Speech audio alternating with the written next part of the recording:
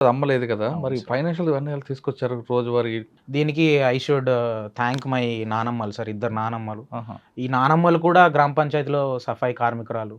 ఇంకో నానమ్మ బస్ స్టాండ్‌లో స్వీపర్‌లాగా పనిచేసేది. బాత్రూమ్‌లు కడిగేది. వెరీ వల్నరబుల్ సిట్యుయేషన్ నానమ్మ సార్. ఇద్దరేంటి నానమ్మ మా ఇద్దరు నానమ్మలు సార్ మాకు. మా నాన్నగారికి ఒకరికి పిల్లలు పుట్టకపోయేసరికి ఓహో! మా తాతగారు సారీ. అచ్చా! మా తాతగారు ఒకరికి పిల్లలు పుట్టకపోయేసరికి మా తాతగారు ఇంకొకరిని మ్యారేజ్ ఓహో! చేసుకున్నారు. హుహు. సో, మ్యారేజ్ చేసిన తర్వాత మా సొంత నానమ్మకి ముగ్గురు పిల్లలు.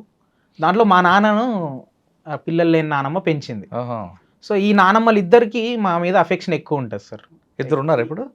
అన్‌ఫార్చునేట్‌లీ ఒకరు చనిపోయారు సార్. అది కూడా వెరీ వల్నరబుల్ సిట్యుయేషన్‌లో అంటే నేను రేపు హ్మ్. నాకు యూపీఎస్సీ మెయిన్స్ ఎగ్జామినేషన్. హ్మ్. ఈరోజు నైట్ 2 గంటలకు మా నాన్నమ్మ చనిపోయింది అయ్యో! సార్. హ్మ్. ఆ రోజు నైట్ అంతా ఏడుస్తూ ఈ ఎగ్జామ్ వదిలిపెట్టిపోయి నేను దహన సంస్కారాలు చేయాలని చెప్పేసి హ్మ్. ఇట్లా నేను రెడీ అయినా సార్. మా తమ్ముడు నాకు ఫోన్ చేసి నేను ఇంటి దగ్గర చూసుకుంటా. నువ్వు ఐఏఎస్‌గా నానమ్మ కల నువ్వు కలెక్టర్ అవ్వడం. నానమ్మ ఆత్మకు శాంతి నువ్వు కలెక్టర్ అయిన రోజు అయితది. నేను ఇంటికాడ దానాలన్నీ చూసుకుంటా. నువ్వు హైదరాబాద్‌లోనే ఉండు అని చెప్పేసి వాడు నాకు మోటివేట్ చేసి వాడి ఇంటి దగ్గర అన్నీ చూసుకున్నాడు సార్. మరి బంధువులెవరు రాలేదా మీకు? బంధువులు ఉన్నారు సార్. డెఫినెట్‌లీ రాలేదు చాలామంది. హ్మ్. కానీ వాళ్ళ సామాజిక పరిస్థితులు కూడా అంతే పూర్ సార్. హ్మ్. వాళ్ళ ఇంట్లో వాళ్ళని పెట్టుకోవడం, వాళ్ళ పిల్లలకు పెట్టుకోవడం కూడా చాలా కష్టమైన బంధువులే అందరూ. హుహు. ఎవరు రిచ్ బంధువులు లేరు మనకు. అంటే బంధువులంటే వాళ్ళకి ఆర్థికంగా ఆదుకోకపోయినా హ్మ్. కొంచెం మోరల్ సపోర్ట్ చేసేవాళ్ళు ఎవరున్నారా? మోరల్ సపోర్ట్ ఒక్క ఫ్యామిలీ చేసేది సార్.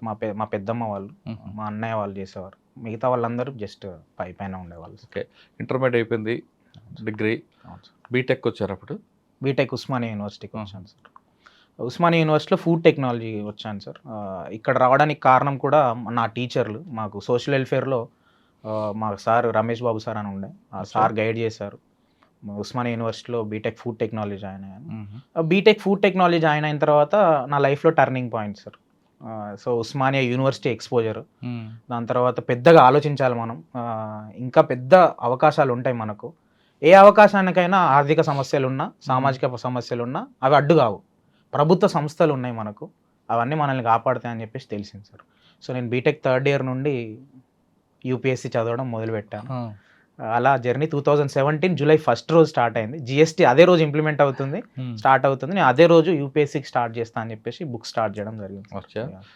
మరి ఏం తీసుకున్నారు ఆప్షన్ అందులో? సార్ నేను సోషాలజీ తీసుకోవడం జరిగింది ఆహా! సార్. దాని తర్వాత బీటెక్ తర్వాత నేను ఇగ్నోలో మాస్టర్స్ ఇన్ సోషాలజీ చేశాను.